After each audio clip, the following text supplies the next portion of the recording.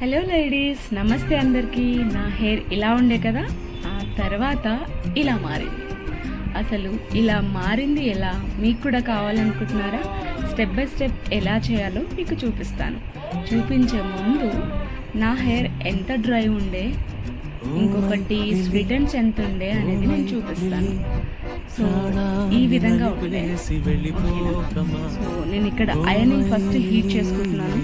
Heat చేసుకునే ముందు నా హెయిర్ అంటే గ్లోబల్ హైలైట్స్ చేయించుకున్నాను కదా, అందుకే ఇలా స్ప్లిటన్స్ కూడా వచ్చాయి. సో దీనికి మనం ఐరనింగ్ చేసే ముందు న్యూట్రీనామ్ అని 0 కెమికల్ సిరం అనమాట. ఇది నేను 2 పౌండ్స్గా తీసుకొని నా హెయిర్కి అప్లై చేస్తున్నాను. ఇది హెయిర్కి మాత్రమే అప్లై చేయాలి, స్కాల్ప్కి మాత్రం అప్లై చేయాలి.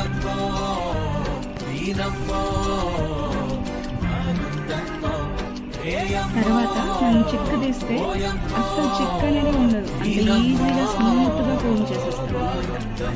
ఇక్కడ మనము 2 పార్ట్స్గా హెయిర్ని 2 పార్ట్స్గా డివైడ్ చేసేసి మంచిగా ట్విస్ట్ చేసుకుంటే కొంచెం హెయిర్ కిందికి మన మెడ దగ్గర నుంచి స్టార్ట్ చేయాలంటే మనం హెయిర్ కింద నుంచి స్టార్ట్ చేయాలి ఐరనింగ్ అనేది. సో ఇక్కడ ట్విస్ట్ చేసి క్లిప్ పెట్టేసి ఇక్కడ థిక్గా హెయిర్ అనేది ఎక్కువ క్వాంటిటీలో తీసుకోవాలి, పల్సటి క్వాంటిటీలో తీసుకోవాలి. ఇక్కడ టేల్ కోమ్ తీసుకుంటున్నాను, ఒకసారి మళ్ళీ కోమ్ చేసేసుకుంటాను. అంటే ఐరనింగ్ చేసేటప్పుడు మనకు అడ్డంగా పడుతుంది కదా చిక్కగా. సో తీసుకున్న తర్వాత ఎలా చేస్తున్నానో చూడండి. టేల్ కోమ్ అనేది మన చేతిలోనే ఉండాలి.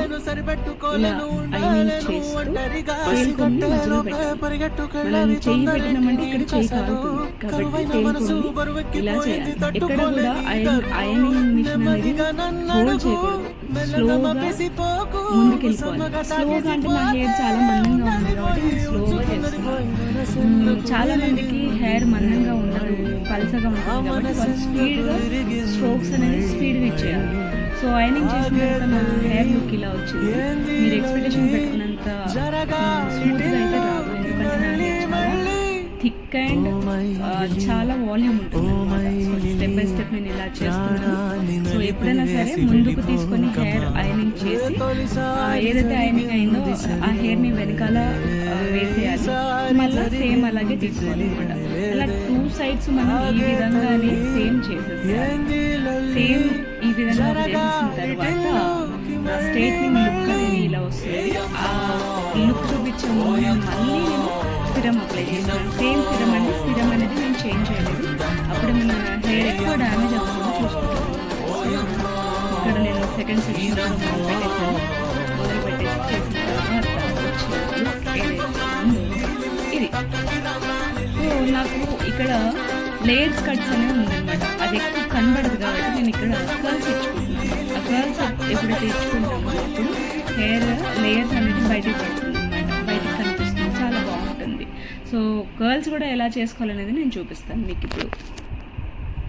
సో సేమ్ 2 సెక్షన్గా డివైడ్ చేసి ఫ్రంటే వెనకాల వేయకుండా ఫ్రంట్ నుంచే మనము ఐరన్ చేయాలి.